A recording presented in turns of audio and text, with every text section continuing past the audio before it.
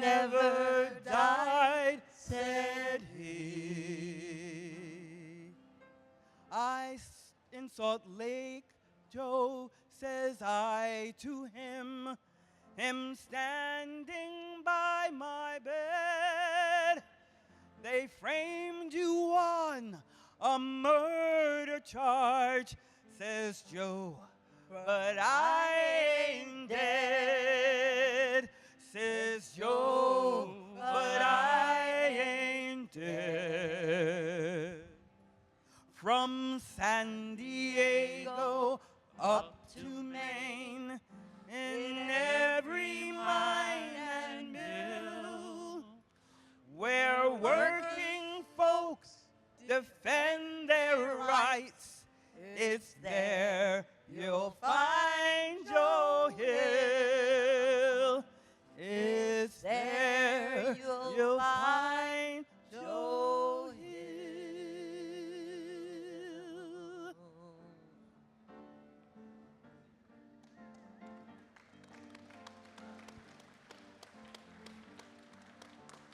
Come all you good workers, good news to you I'll tell of how the good old Union has come here to dwell. Sing it. Which side are you on? Oh, which side are you on? The people, oh, which side are you on? People, which side are you on? My daddy was a miner, and I'm a miner's daughter, and I'll stick with the Union, come hell or high water. Which side are you on? Which side are you on, my people? Which side are you on? Which side are you on? Workers, can you stand it? All right. Tell me if you can. Will you be a lousy scab, or will you take a stand? Oh, which side are you on? Which side are you on, my people? Which side are you on? Which side are you on? Don't you scab for the bosses, and don't you listen to their lies. Us poor folks would never have a chance unless we organize. Organize. Sing it. Which side are you on? Oh, which side are you on, my people? Which side are you on? Which side are you on? Which side are you? Which side are you on? Which side are you on? Which side are you on? Which side are you on?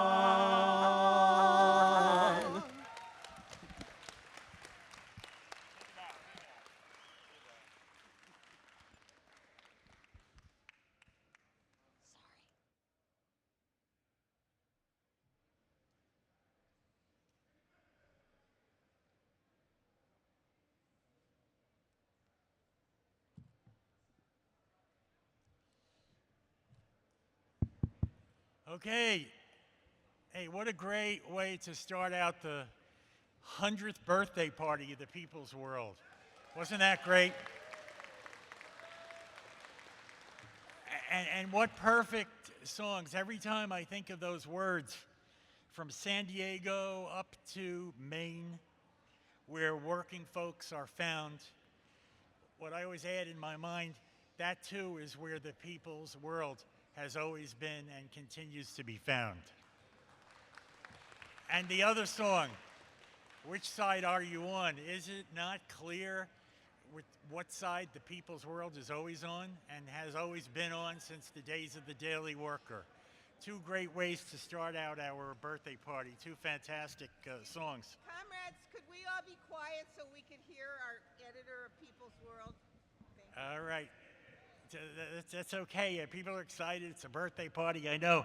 You know, I first walked into the People's World office, People's Daily World, at the time when I was 19 years old. I could hardly imagine then that the day would come that I would be so proud to stand in front of a convention of the Communist Party USA, full of all of you wonderful comrades, and addressing you as editor of that fabulous newspaper. The first front page of the first issue of our predecessor, the Daily Worker, said very clearly, that was 100 years ago, the following: big business interests, bankers, merchant princes, landlords, and other practitioners and profiteers should fear us. They should fear us, because we shall always raise the standards of struggle by the working class against the few who would rob and plunder the working class, plunder the many. You know, we've gone through a whole lot of different nameplates and a whole lot of mastheads in these 100 years. But one thing does not change and has not changed, and that's our tradition of fighting working class journalism. We will continue that until our last breath, until our last ability to print a single word. Today, anyone in this country who is part of the labor-led people's movement, we declare to you at this Communist Party convention that we are your voice. To the workers of this country, we declare at this convention of the CPUSA, we are your voice. To the unemployed, we declare we are your voice. To people of color from coast to coast, we declare People's World is your voice. To immigrants, we reject the persecution of you as human beings, and we declare to you too, we are your voice. To the youth who are so greatly represented here at this convention, we declare we are your voice. And to the seniors, we declare the same thing, we are your voice. And very loudly and very clearly, in these difficult times, we declare to the LGBTQ people of America, we are your voice too. And to every person with disabilities, we say, we are your voice. But last, and by no means least, we declare to the Communist Party USA at this convention of the Communist Party USA that we, the People's World, are your voice.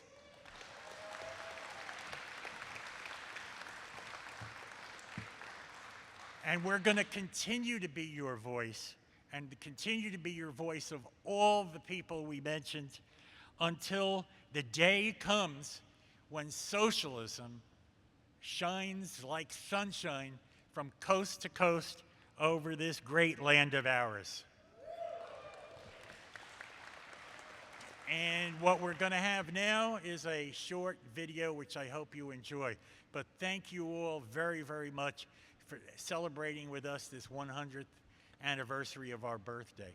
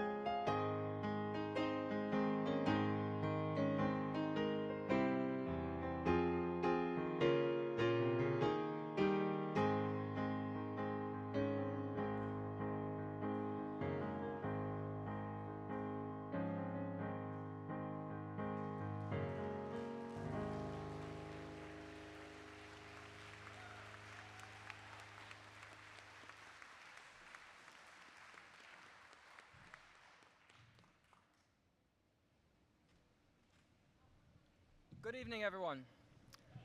I'm CJ Atkins, and I'm very proud to serve as the managing editor of your paper, People's World.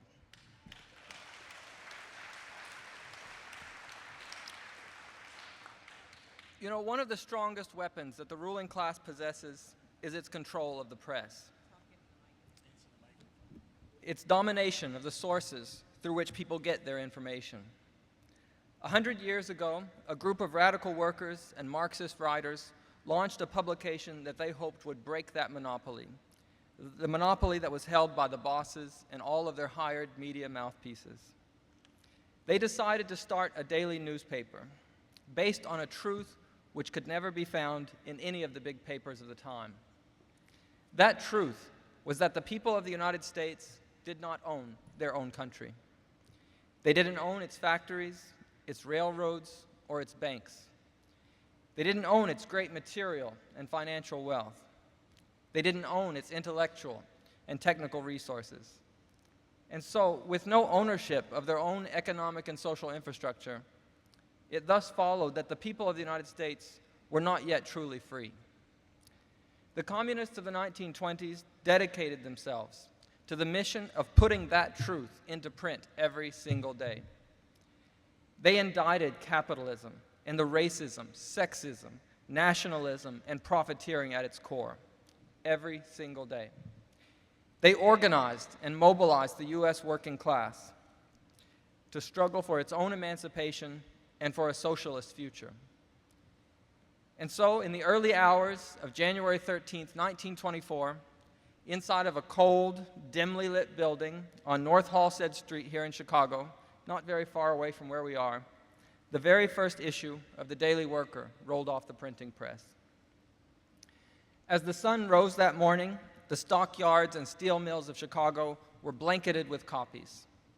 By the afternoon, dedicated distributors had fanned out across the industrial centers of the Midwest and the Great Lakes states, putting papers into the hands of workers who were ending their shifts in cities like Gary, Cleveland, and Detroit.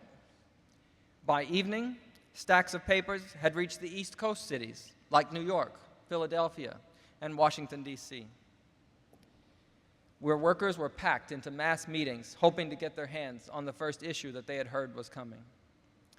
Within a day, trains had carried bundles all the way to the West Coast ports of San Francisco, Los Angeles, and Seattle. Now, there had been other labor and socialist papers before the Daily Worker, but few of them could claim its reach, and none of them matched its level of ideological clarity. Charles Ruthenberg of Ohio, the famed labor leader, anti-war activist, and founder of the Communist Party, he had said 5 years earlier, "There will never be any hope for us workers unless we can build up newspapers that are pledged to our interests. Newspapers which will present the truth about the workers' cause and offset the lies of the capitalist press." Well, for the next 10 decades, the Daily Worker and all of its successors have endeavored to be that hope. It was the voice of unemployed workers and destitute farmers during the Great Depression, pushing for a new deal and the overhaul of capitalism. Together with the African American press, it was one of the few outlets in the country that was condemning Jim Crow racism and the lynch mobs of the Old South. It was a tool for the organizers who unionized steel, auto, and the other major industries and founded the CIO in the 1930s. Women writers and black journalists who were shut out of careers at most of the major newspapers, they found a home at the Daily Worker and became some of its most prolific authors in that period.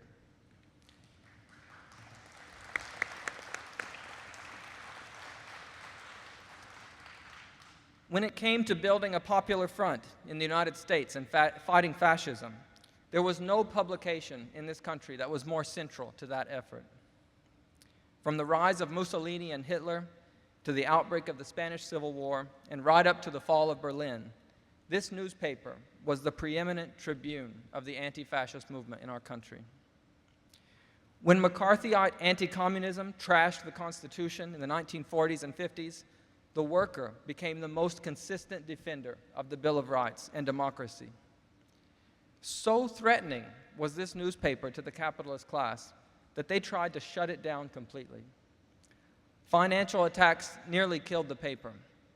But you know what? It never missed a single issue.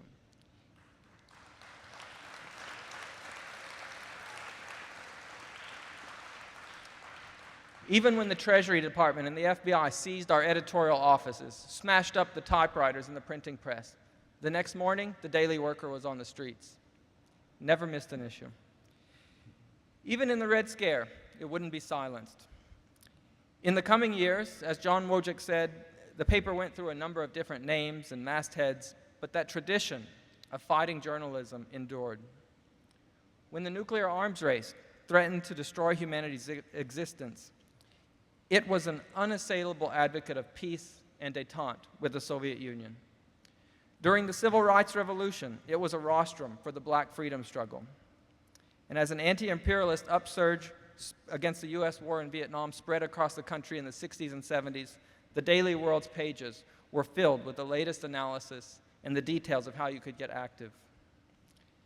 When Reagan and big business launched their assault on labor in the 1980s, the West Coast People's World newspaper and the East Coast Daily World joined forces to become the People's Daily World, a nationwide platform for the resistance movements.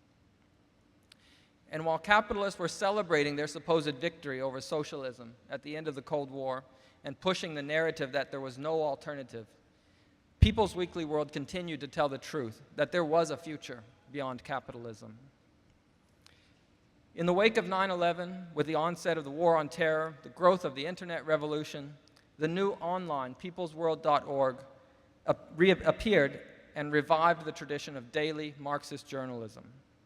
Throughout the Great Recession, the struggle to save democracy from Trump and the far right, the COVID-19 pandemic, and the Black Lives Matter uprising, this website was a refuge for progressive and working-class news. And now, with the war in Gaza, the looming danger of a fascist revival, and the resurgent labor and peace movements, it's still the place to go for the news and the views that you need to understand the world and to change it. And of course, as it always has been, it remains the home for Marxist analysis developed by the Communist Party. Those are the things that make People's World unique and indispensable. But the People's World, like the Daily Worker before it, is just a lone, independent swimmer going against the tide of media monopoly. All the social media, the voices there, might give this appearance of a free-for-all. Anyone who's got something to say can say it. But the truth is, the level of ruling class power over the press has grown even stronger in the past century. Most of the media in the United States, the national 24-hour news channels, local TV news, social media, magazines, newspapers, even the video game developers and the internet utilities, almost all of these are owned by just a handful of corporate giants. Whether it's shadow banning dissent that's linked to the war in Gaza, boosting the pro-Trump bots online, or limiting the spread of articles and videos about the growing labor fight back, the algorithms of the media monopolists work overtime to give us a distorted view of our world. And that's why People's World is more important than ever. Throughout 2024, we've been bringing you selections from our archives and memoirs that showcase the stories which made this publication famous or infamous in the eyes of the bosses. For 100 years, this publication has stood on the firm conviction that the people of the United States must be the authors of their own future. And it has confidently clung to the belief that if our people get organized and they can fight to democratize not just US politics, but also the economy, they will eventually choose to leave behind the capitalist ruling class and chart a path toward a socialist system. For every one of these 100 years, this publication has been supported by the nickels, dimes, and dollars of working people, by readers just like all of you. It is only because of them, because of you, that this publication has survived and thrived. And ensuring that those contributions are managed wisely is the responsibility and the honor of those of us who are lucky enough to serve and produce People's World every day. The working class are our only constituents. We're not beholden to corporate cash or to the dictates of the employing class. So to all who have read, written for, donated, distributed, and otherwise supported People's World for the past century, we say thank you.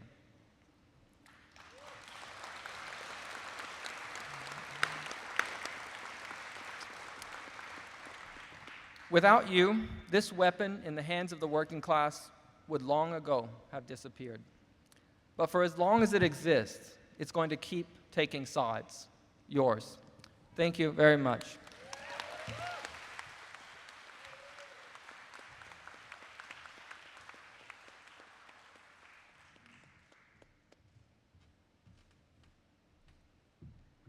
Good evening, comrades. You know, you think about 100 years of this newspaper with all of what CJ just told us about the different battles and the different attempts to shut it down. What do you think made it continue? It built a community around itself. That's what protected it. That's what kept it going. And that's what, at any level, when you're organizing any kind of thing, you want to be able to build a community around yourself. You want to build a community, continue to build this community around the Communist Party and around the newspaper. It's really a great moment in time that we are experiencing, celebrating 100 years of a left newspaper in the belly of the beast. Think about it, it's really amazing. And it is really something to celebrate and something to be really proud of and something to keep going, to make the commitment today to keep it going for another 100 years, to give of yourself the way comrades did 100 years ago and throughout the 100 years of writing for it. I remember I read the story about Art Shields. He was a writer for the paper, and about how he would drive around, right, on his car, sleep in his car to go get a story about the miners, about any kind of worker struggle. That's the kind of commitment that people gave up to the paper. And that's the kind of commitment that we have to make for the paper as well. And I wanted to kind of just share a little bit of my experiences with the paper. When I joined the party back in 1970 something or other, that was the first thing, you know, it's like the paper. You know, you got to pass out the paper. Okay, we went to, at that time, there were auto shops, and we would stand in front of the entrance of where the workers were coming in, and we passed the paper, you know, and if their window was even ajar, there you go, you know. And then after a while, the workers just would take it because they really understood, they really liked the fact that it really connected with them. It connected with their struggle. It talked about the workers and what they were feeling. We'd drop them off at laundromats. Comrades, I remember these two comrades from Los Angeles that would talk about how they distributed the paper. One, the minute the paper arrived, she was out there in the markets, anywhere that she was going, passing out. Another comrade, anytime she would have a doctor's appointment, she'd take her bundle and pass it out in the clinics, pass it on the bus on her way to the doctor's appointment.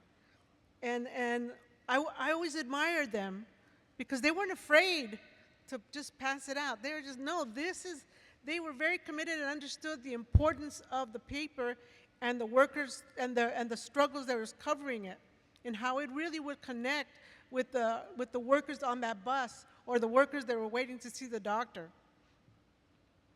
So, you know, we'd also pass it out at demonstrations. Anytime there was a demonstration, we'd all have our little bundle to pass out. And yes, I have to admit, some of them were left in the trunk of my car. Nothing was perfect. But then entered the internet.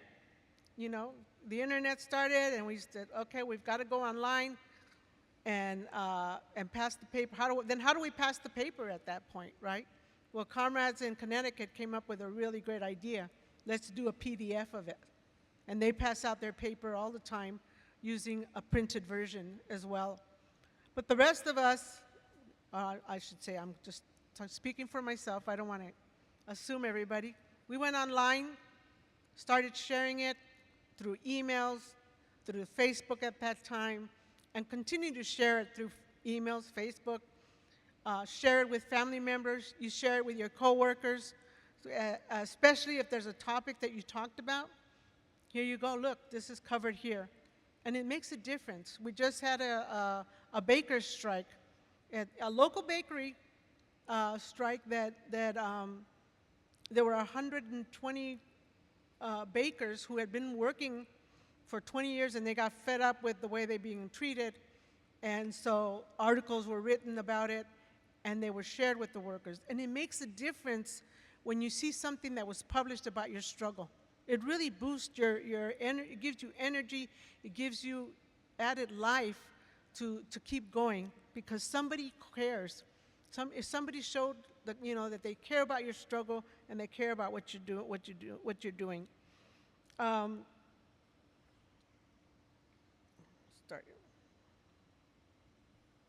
Oh, sorry, I can't read my writing anymore. Oh, shoot. Anyway, there are so many examples, and, you know, comrades, I remember, you know, back in the days, comrades would always share about their adventures in passing out the paper, and I remember, you know, sometimes people didn't want the paper, but that's okay, you know, and I think that's the biggest hurdle is, you know, getting that rejection, like, no, I don't want it. But, you know, you learn that that's okay, you know, but we also learn that eventually they will come to the paper because it really talks about their life, their struggles, and things like that.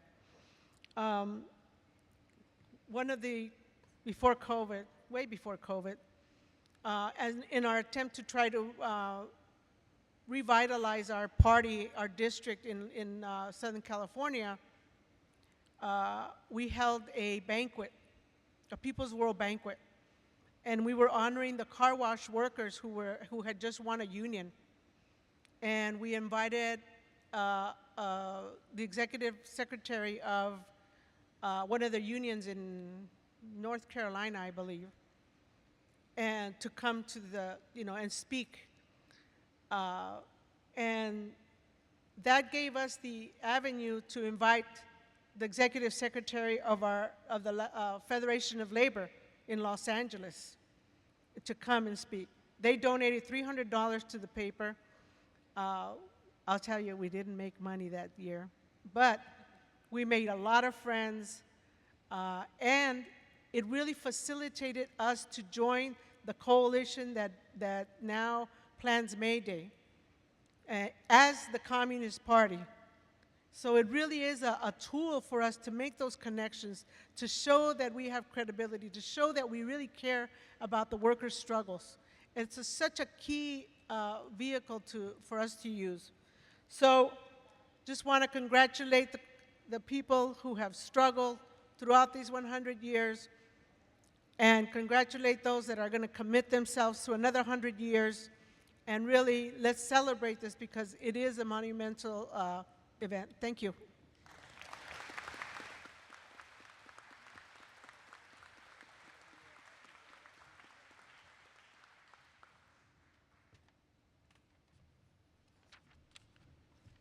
Hello, comrades, again. Wearing a different hat. I'm a senior editor at People's World, and I'd like to take this opportunity. I'd rather speak without a microphone, but okay. A key part of the identity of People's World and the Daily Worker before it has been its internationalism. And right along with that has been our commitment to the fight for peace. Both of these, peace and internationalism, along with our struggles to support for workers' rights, are the DNA of our press ever since our founding. So we know that international cooperation and solidarity in the struggle for a ceasefire in Gaza had to be the center of tonight's People's World celebration. So, for weeks, we've been building on a program to bring you insights from comrades who are resisting the war and fighting the occupation on the front lines directly from that region. To do that, People's World reached out around the world to journalists at our sister publications, the Arab language Al-Ittihad,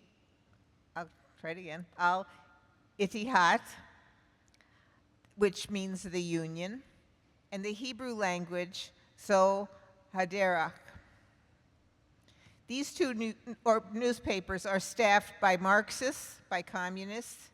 Now, can you imagine under the difficult and repressive conditions that these folks are working under right now? They are up against the Netanyahu government and the IDF onslaught in the middle of war conditions. Those are the conditions they work in. So tonight we have some bad news and some good news.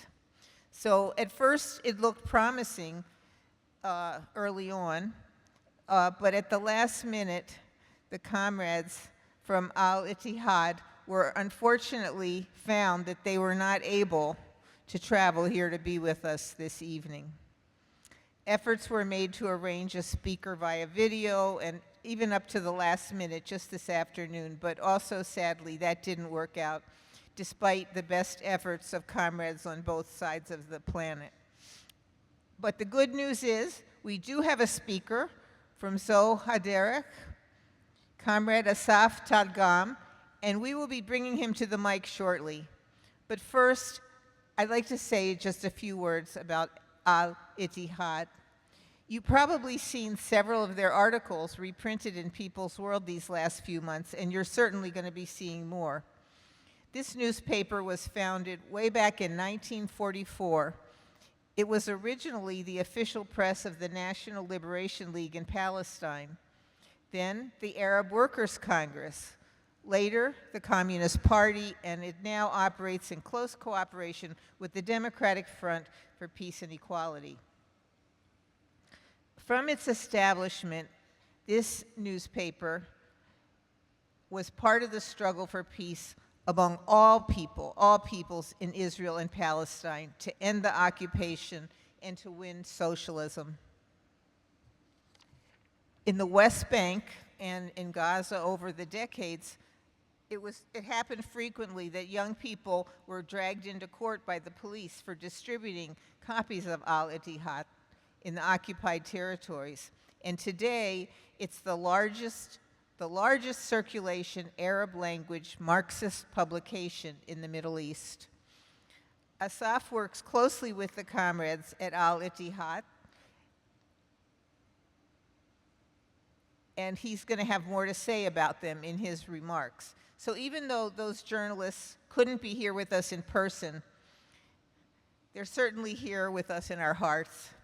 And they wanted everyone to know how much they appreciated the invitation and how much they regretted that they weren't able to be with us this evening. They did send a message, however, wishing People's World a happy 100th birthday, and even more, encouraging People's World to keep reporting on the truth about the war and the occupation, and said they look forward to even more cooperation between our two publications in the future. So, comrades, let's give a round of applause and even more a profound pledge of solidarity for our colleagues and comrades, the brave journalists.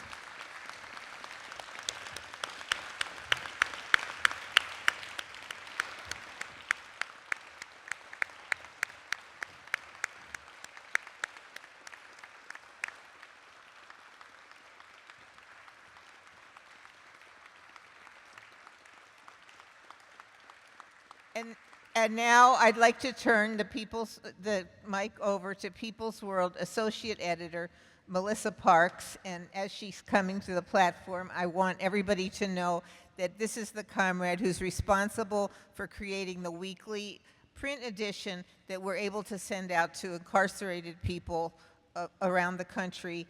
She works with a team of dedicated volunteers to make that happen. Melissa?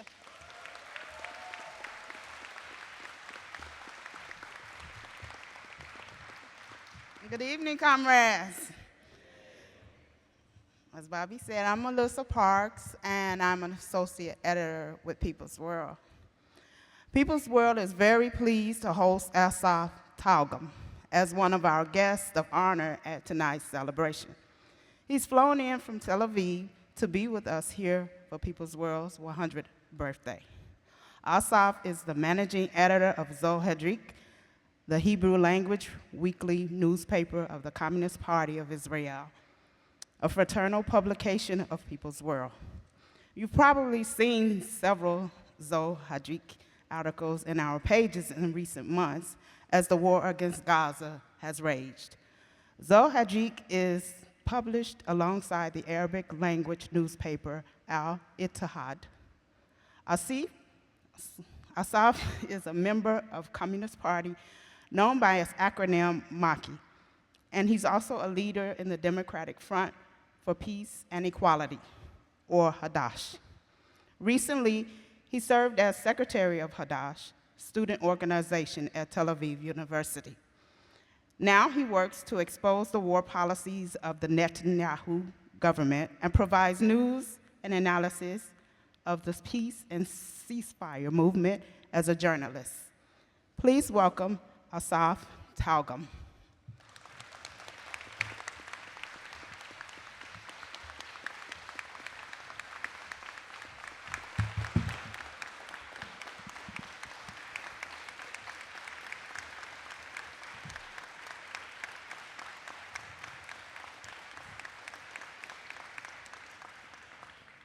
Good evening, comrades. I am honored and excited to be here and participate in the 100th anniversary celebration of People's World on behalf of Zohaderech, the Hebrew language newspaper of the Israeli Communist Party.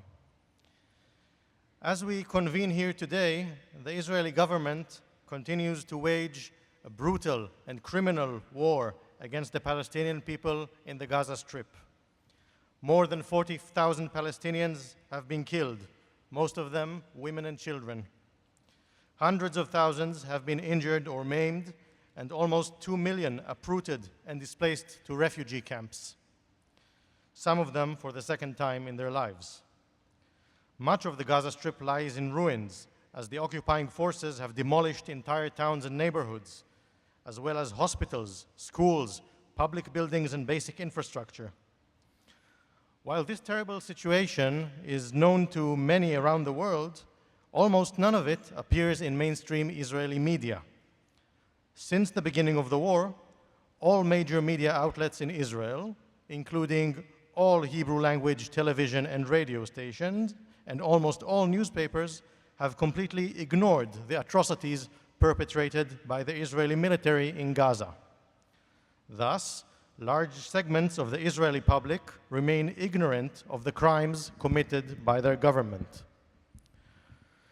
As you know, the current assault on Gaza followed a massacre carried out by Hamas on October 7th against Israeli civilians in towns and villages bordering the Gaza Strip. For many months after this terror attack, Israeli media coverage of the conflict focused almost exclusively on the crimes committed by Hamas, ignoring the ongoing developments in Gaza.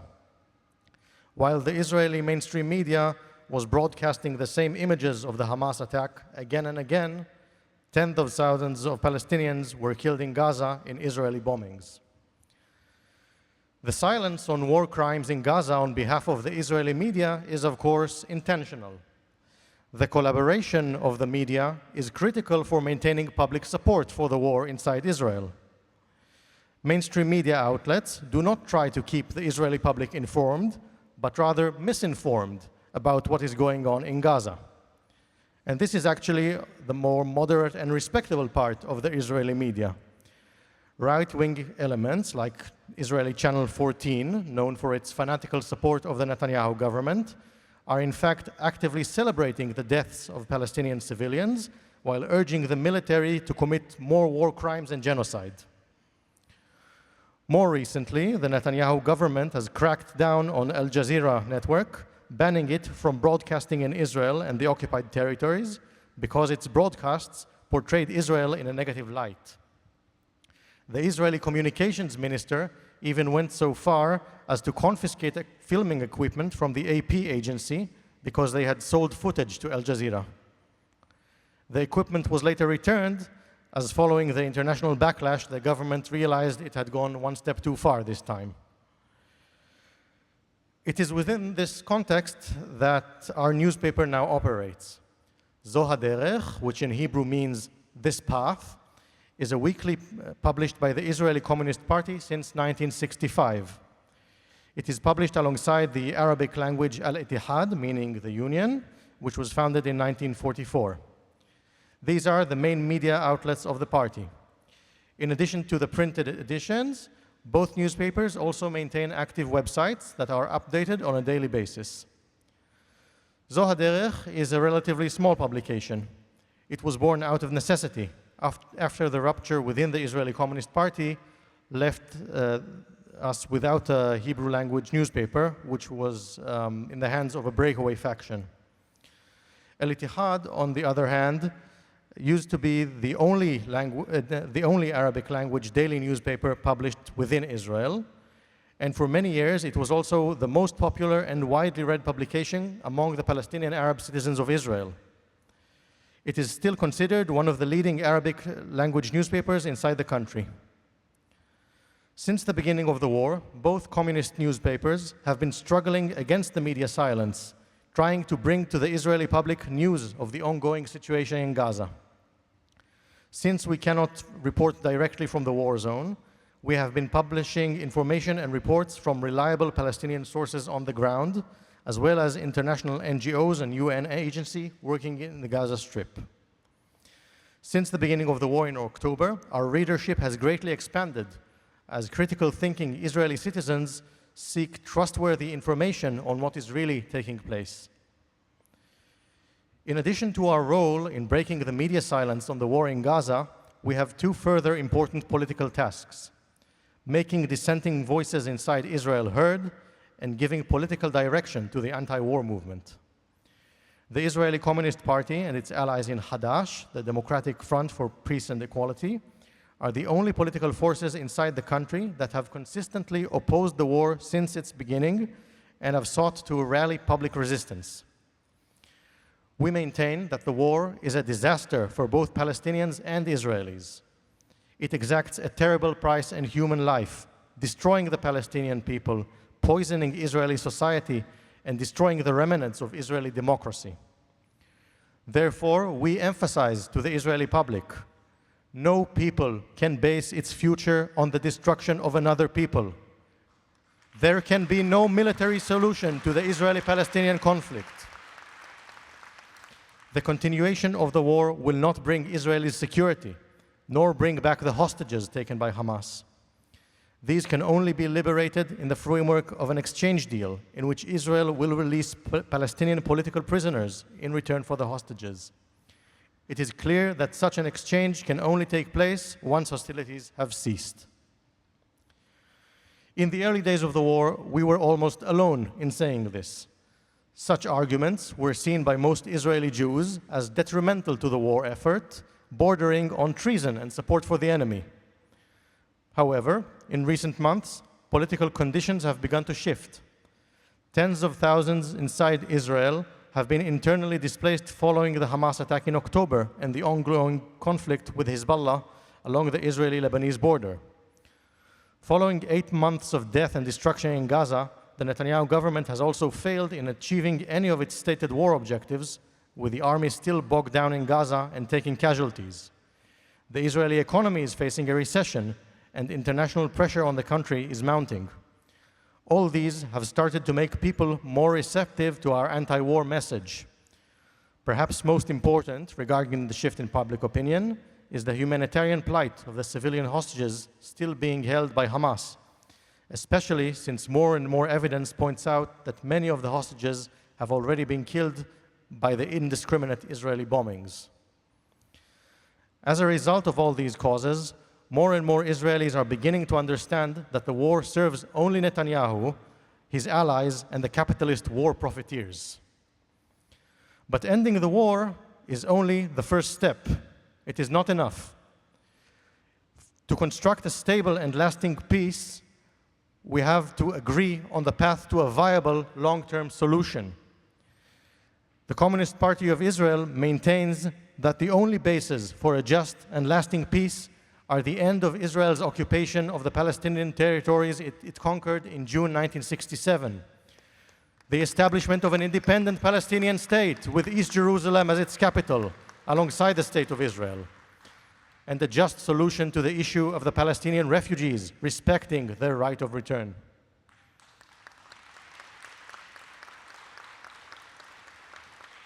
Zo HaDerech and Al-Ittihad carry this message. As communists, it is our political role not only to protest and fight injustice, but to guide the way to change.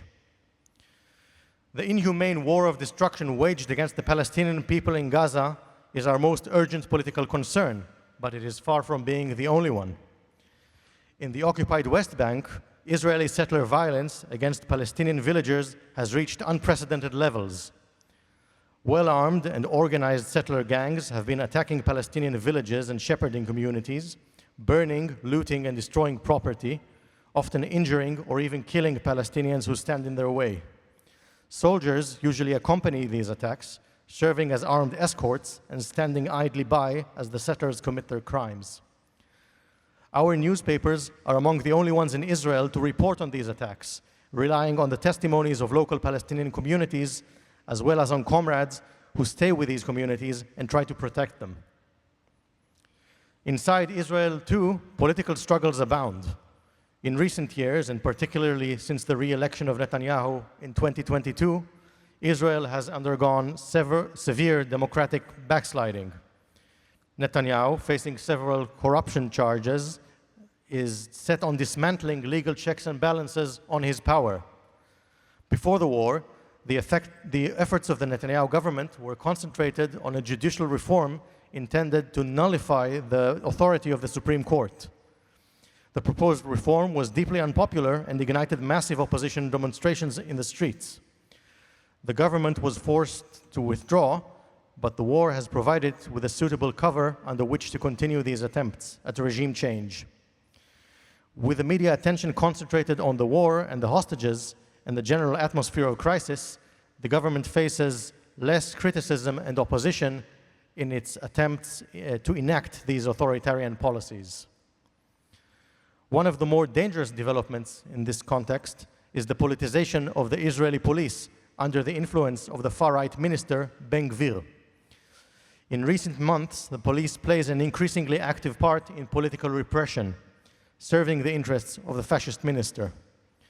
This includes the use of violence to break up demonstrations, police raids against the headquarters of the Israeli Communist Party,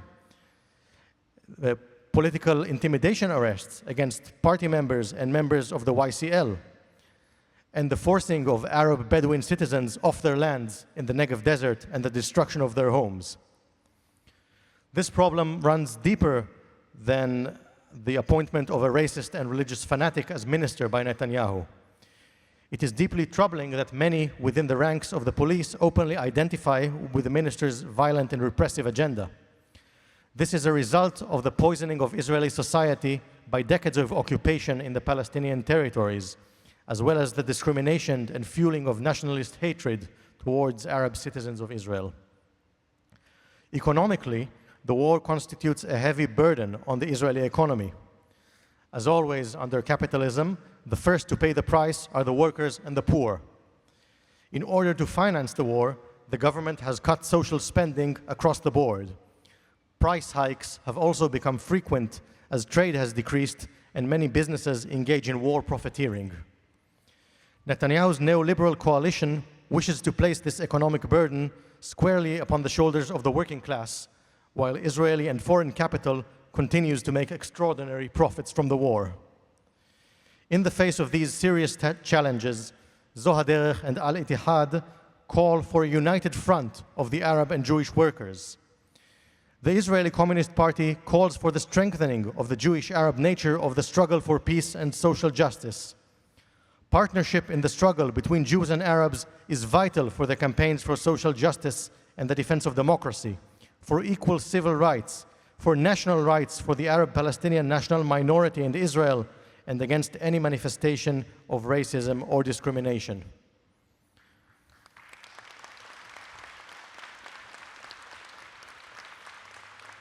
On the international level, we wish to strengthen all peace-minded people around the world who are involved in the struggle against Israeli aggression and occupation.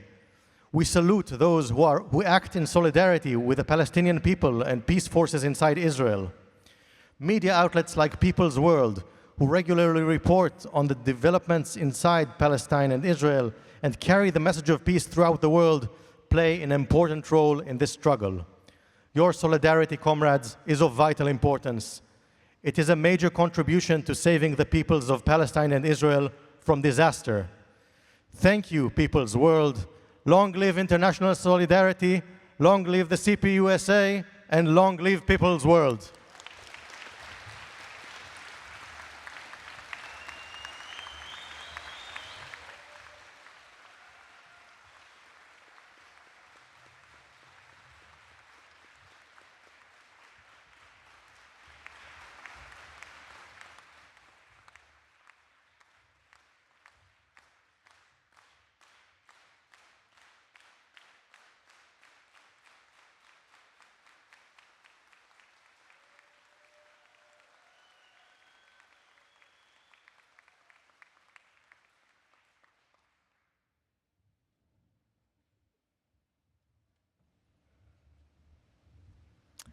Hi, everyone. Well, my name is Laura, and you probably have seen me over there, smiling because I'm trying to get you to come to the table. And a part of that is my charge as the Sustainer Program Coordinator is to help, keep People's World going, and essentially try to promote it in a sustainable way. Because, 100 years to me is sustainability. And the party is another form of sustainability. And so, being a sustainer for a sustainable organization seems, very natural. So really what we're trying to do with the Sustainer program, not only to, help fund the important, really important work of People's World, but also to bridge, the fact that maybe we don't have the organizing tool as a hard copy. Now we are in this digital world, right? And so how do we use the digital world to transmit the spirit of People's World? And so that's kind of my charge as well. And I think this convention is a great opportunity to help inculcate and invoke some of that People's World spirit among everything else that has been said today. So some of the things that I think, was an attempt to do that. You probably have received some emails from me. Who's received an email from me? Yeah. Sorry. But also, we also sent out a lot of testimonial videos. We also have a couple of new items that we are trying to not just sell, but to give as part of a thank you for supporting People's World. So, for instance, I think you might have seen this poster, this commemorative poster, and has a couple of, really important images of People's World past. And then also, we have this beautiful coloring book, and you're like, coloring book, right? I'm like, 40 plus, right? No, but actually, what the real purpose of this coloring book, and before I get into it, I just want to give a very special shout out to Fred Barr, who designed both the coloring book and the poster. And he did a really beautiful job. But really, if you scan through this coloring book, it has the first image of the first issue of People's World, but it also has a QR code that takes you to the 100th anniversary series that is up on the website. And it's a really beautiful recount of how the People's World not only has been important, but also how it's been used as an organizing tool. So there's a lot of pages out here, in here, that you can color, but also be inspired, right? And that's the idea. And I think, you know, even if you're not able to donate, you can definitely support People's World. We also have a scavenger hunt for those that, you know, want to have a little fun with it. It's in your red folders.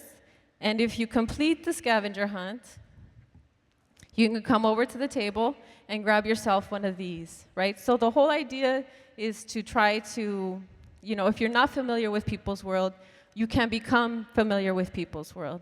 These testimonials that you might find, I'm not going to tell you where all of them are, but these testimonials give the different perspectives of people and what People's World means to them. We have everybody that has given a testimonial here in this building, so I'm sure they wouldn't mind giving you their autograph if you ask them. I just play. But really, it's about being inspired by the impact that People's World has. We also would love to have more testimonials from people that use People's World. Some of the people in the testimonials talk about how they use it as organizing tools for grocery workers or on campus or in their neighborhoods. So really, the whole point is to be inspired and to know that you can support People's World in multiple ways. Of course, money would be great, but also your support in promoting People's World, in describing the impact of People's World has had on you is also extremely important. So please come visit me. I won't bite. I, more than anything, just, you know, want to make sure that you know about People's World. It's an incredibly important tool that I use, and it's really, when I want to become abreast about, you know, what's happening, that's the only source I go to this day. So thank you. Here's to another 100 years, and I'll be over there.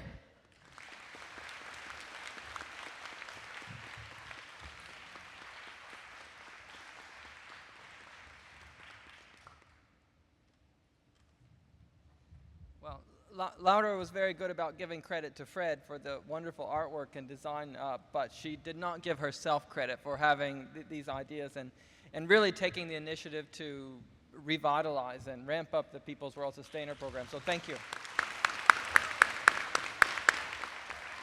Okay.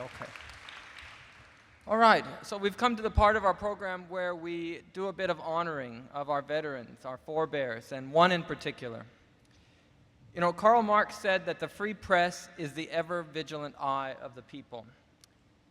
Well, for a century, our paper has worked hard to meet that challenge, and one of our most vigilant of vigilant eyes has been Tim Wheeler, the retired editor-in-chief of People's Weekly World.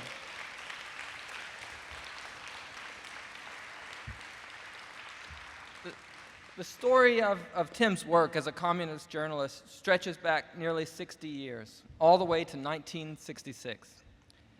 Living in Portland with his beloved wife Joyce and infant son Morgan, Tim had been a cow milker and a paper mill worker.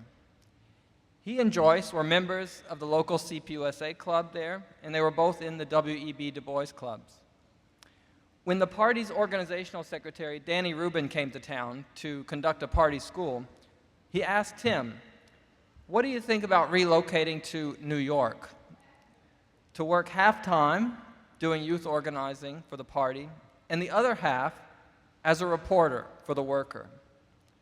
Well, after he got the blessing of Joyce and some of the local party leaders, within a few weeks, Tim was across the country in Manhattan, going to work in the newsroom of the Worker down on Union Square. Joyce and Morgan followed him a few weeks later.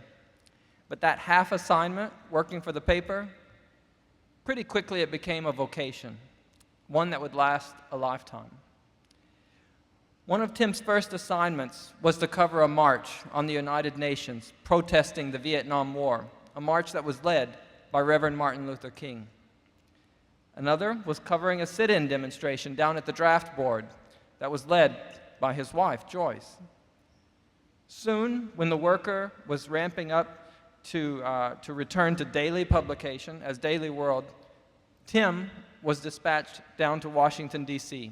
to be the paper's new Washington bureau chief. But with another new baby in the family, Tim said he would go, but only on the condition that his pay was raised from $87 a week to $100 a week. Tim was soon spending his days shuttling back and forth between the White House to the Pentagon, from the State Department to Capitol Hill. He was covering the fight against the Vietnam War, the Watergate scandal, and all of the policy fights between the labor and people's movements and the paid political representatives of big business in D.C. Labor struggles, too, were a big part of his portfolio. The deadly mine explosion at Consolidated Coal in West Virginia, the fight for divestment against South Africa's apartheid regime, the Fort Hood 3 servicemen who refused to die for imperialism, U.S.-Soviet disarmament summits, and so much more. In his time, Tim has grilled the presidents of both parties at press conferences, Nixon, Carter, Reagan, and more senators and congresspeople than anyone has been able to keep count of. Day after day, his articles were on the front page of our paper. And for the next quarter century, Tim manned his station in Washington. He's probably the most prolific communist journalist in the history of our paper, and certainly of his time. But in 1991, when the crisis of socialism and the communist movement threatened the very survival of People's World, Tim answered the call. He stepped up, said he would become the paper's new editor-in-chief. He served in that role for 11 years, commuting back and forth between Baltimore, where his family lived, and our editorial offices in New York City. We have to thank Tim and that cohort of journalists and supporters of People's World who rallied together in that time and saved our press from extinction. Without them, we wouldn't be here tonight celebrating the 100th birthday of our working class publication. Officially, Tim retired from his leading role in 2002, but if you've paid any attention to our pages, you still see his byline from time to time, reporting on the latest happenings in the Pacific Northwest where he lives now, or offering analysis about the need for left-center unity.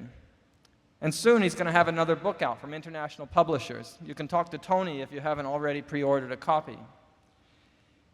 Tim told me once that Gus Hall had said to him, "We communists, we don't retire. We just change assignments." Well, Tim, your assignment is to keep standing as an example for all of us to follow and to learn from. As long as you have lessons to teach, we'll be eager to learn them. And as long as you have experiences to share, we want to hear about them.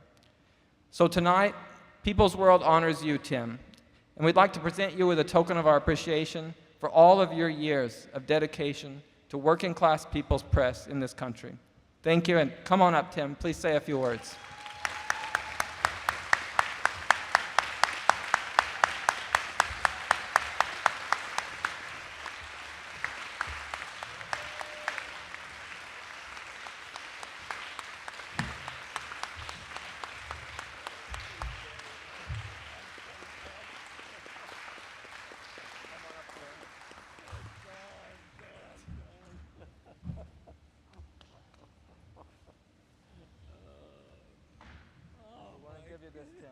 Oh my God, thank you, thank you. Step up here and say a few words.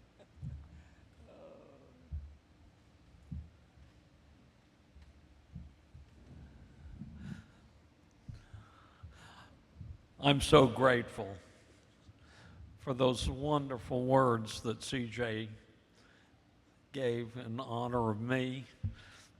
And, you know,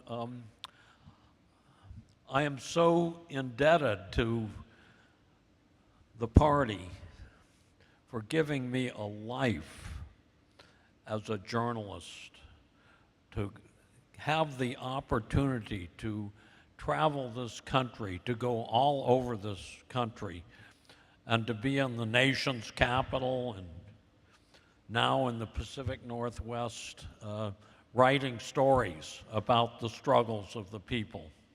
It's just been a real honor and a privilege to have that assignment. And, 25 years in Washington, D.C., and then 11 years as the editor, and then I retired, and I said, all those stories I wrote, 10,000 stories, I even counted it up. I estimated, okay, I wrote a story every day and counted it up, at least 10,000 stories. And you know what journalists do? You know what happens to the stories that the journalists write? It goes on to newsprint, and then the newsprint is used to wrap fish in. And that's what's going to happen to my stories. But I said, no, I'm going to write books. And the books are a compilation of the stories that I think were the most interesting and ought to be remembered. So I don't know, Tony, whether you brought copies of these to sell, but anyway, you can get copies of these books. And I have one last story to tell. CJ talked about my being asked to come up. I was called on the phone, and the voice at the end of the phone said, Tim, will you come up and help get out the next edition of the paper? This was right at the time that we were in the middle of that big battle and whether or not the paper was going to survive and so on and so forth. Will you come up and just help get out the paper? I said, okay. So I got on the train and went up to New York, and I went to the front door of the party office, and the elevator operator, Frank Novich, greeted me, and he said, oh, Tim, you're here. They're waiting for you. So I got on the elevator, and I went up to the 8th floor, and I walked off the elevator, and here was this committee waiting for me, all of these top party leaders. And what I noticed, starting with Jarvis Tyner and then others, they were all about a foot taller than I am. And we were in a circle, and Jarvis says, well, I think we ought to, the staff should be gotten together and discuss getting out the next edition of the paper. And there was this dead silence, all these people.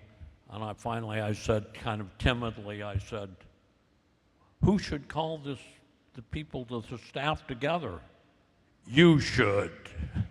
And that was the beginning of my 11 years as editor of the paper. And here we have John.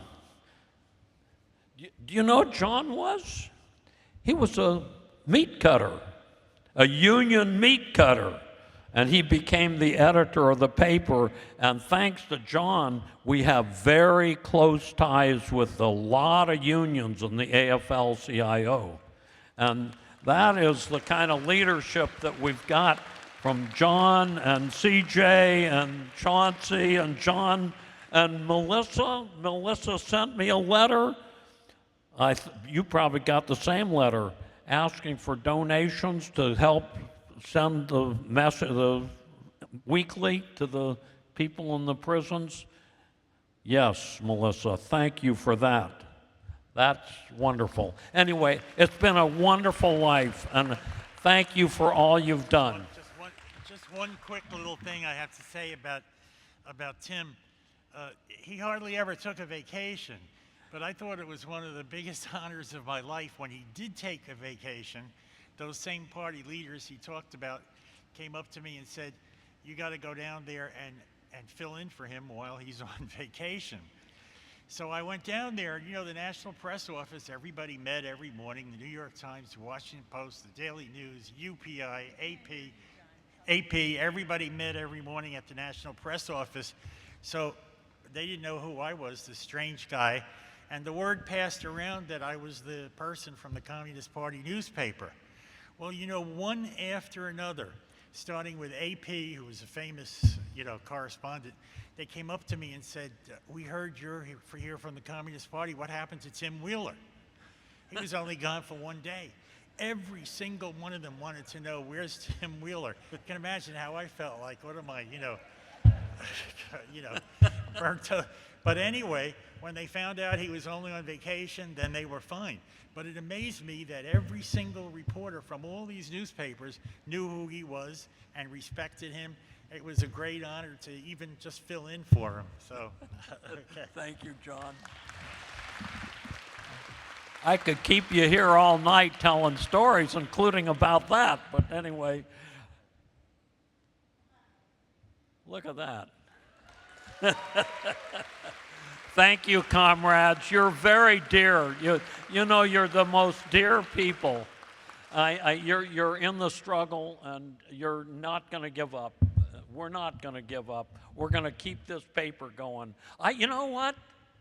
You know, I pledged $1,000 for the fund drive, and I was, yeah, $100 a month. If you can't afford to give it all at once, give it piecemeal.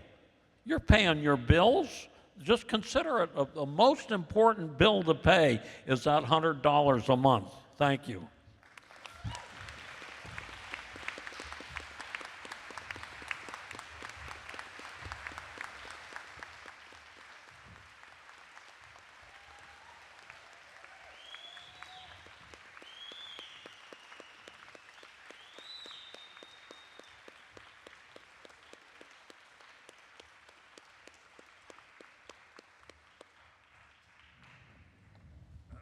Oh, the end is in sight. Thank you so much, Tim. Congratulations. You deserve it. All your hard work, all of these many years. My name is John Bechtel, and I'm the president of Longview Publishing, which is the publisher of People's World. And I'm so happy to be here tonight celebrating the 100th birthday of the People's World. You may have noticed when you came across the street from your housing that you crossed Ida B. Wells Drive. This parkway was renamed for the great African-American journalist and crusader against lynch terror and Jim Crow racism, and leader of the early civil rights and women's rights movements, and a founder of the NAACP. Through her newspaper and articles and pamphlets, she was a sterling example of the revolutionary democratic media that courses through our nation's entire history, intertwined with the mass social justice movements. This media historically gave voice to the abolitionists, African American freedom movement, labor, and other democratic movements, and mobilized millions of people into action. The People's World inherits and carries on this tradition, fusing it with the Leninist concept of the role of the media. Our unique mission is actually threefold. First, as the voice of the party and the collective mobilizer and empowerer. Second, a voice of the mass democratic movements, including the ceasefire movement, and also our connector to it. And third, a collaborator with the pro-democracy and people's activist media. The People's World is unique because of our association with an organized revolutionary party, Communist Party, adding what we call oftentimes the plus, or interpreting developments through a Marxist lens combined with mass mobilization. And our base of party members, readers, and supporters are responsible for now raising over $100,000 in our spring fund drive toward our $125,000 goal, despite having to raise a lot of money just to get here to Chicago. So thank you so much. You are awesome. What you have raised in your collective efforts and individual donations shows how much you understand the importance of the People's World, its mission, and why we couldn't also exist without you. We are so proud to be here celebrating 100 years of revolutionary Marxist journalism, a history unmatched by any other publication that I can think of. But we can't and we don't rest on that history. Life and struggle go on. Like the party, the People's World has to win its leadership in the struggle every day. Therefore, I can't read my writing, sorry. It means immersing ourselves in the biggest battle of our lifetimes, the 2024 elections to defeat MAGA and the mass fascist movement that exists in this country and the billionaires that are backing them, and thus to shift the political balance so that we can achieve more on every front and defend what we have achieved over generations. Therefore, there's a lot at stake in November. So we can defend constitutional democracy, to radically reform it, and to save all life on planet Earth, and to demilitarize our economy and change our foreign policy. How we respond to this moment will determine whether the People's World's leadership, stature, and influence grows with our allies or becomes marginalized. As an aside, if you leave tonight or tomorrow morning and you look up Wabash Avenue, you will see off in the distance to the north a building that bears the name of a convicted felon. It's an eyesore. It's an offense to the city, the people of the city, and it needs to come down. And the sooner we can do it, the better. Our role is to give voice to and encourage the voter mobilization of the anti-MAGA majority in the country, to add to its unity, to articulate the key issues, to expose the MAGA fascist agenda, and to help people understand what a favorable outcome means for all of the struggles. People's World unfolds its mission in a radically changed media landscape. The plunder of legacy mainstream media by Wall Street hedge funds, the destruction of newsrooms and mass layoffs, and the corporate concentration of media in the flow of information. Venerated mainstream news outlets like the New York Times and Washington Post actually favor the election of the convicted felon, serial rapist, and fraudster because they see it as boosting their profits. The consolidation of a vast right-wing media propaganda ecosystem connected with the Republican Party that is basically brainwashing tens of millions of our fellow Americans. The propagation of mass disinformation from both domestic and global sources. And overhanging everything is the MAGA threat to eliminate a free and independent media, whose very existence is a basic pillar of democracy. So we have to respond to this moment, but that's not enough.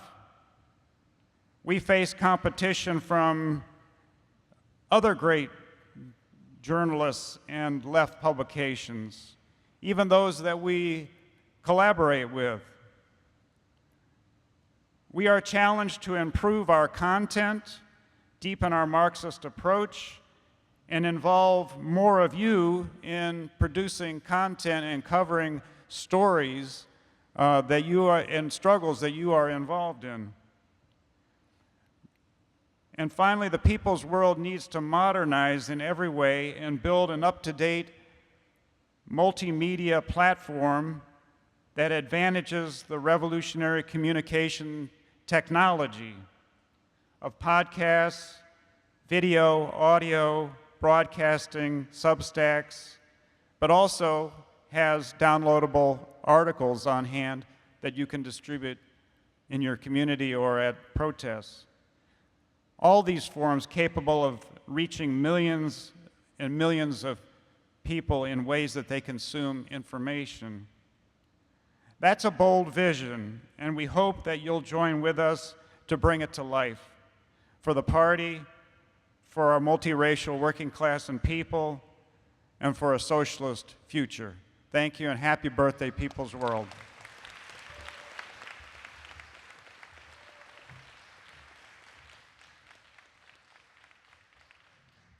All right, that brings us to the end of the agenda, and we want to say thank all of you for coming back here, and thank you also to, I think the last count was 503 people who are watching online, spending their Friday night with us right now as well. We thank them. So to close us out, we have one more performance from Ben and the very talented artists of the People's Music Network. So thanks, and go ahead. Let's get the mics on. And let's introduce everyone. We got Lindsay Wilson over here. Lucy Murphy. Judy Gorman. And we're just so glad that that they could come out. So we're going to close out with Solidarity Forever. And you all better know this one. So it's in the packet. Stand up on the chorus, whatever you feel. So.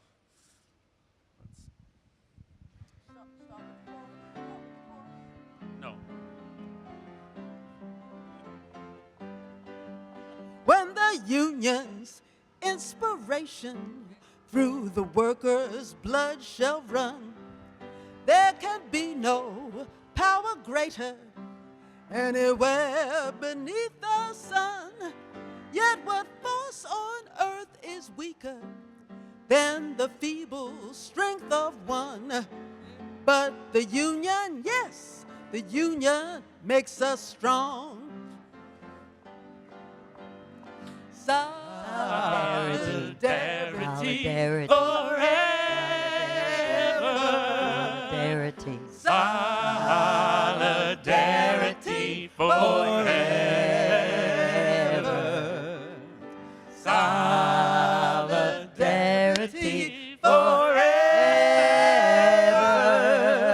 For the union, yes, The union makes us strong. Makes us strong. in our hands is placed a power greater than their hoarded gold, greater than the might of armies, magnified 1,000-fold. We can bring to work a new world from the ashes of the old.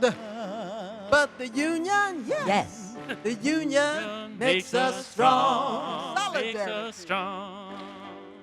Solidarity Solidarity. Solidarity forever. Solidarity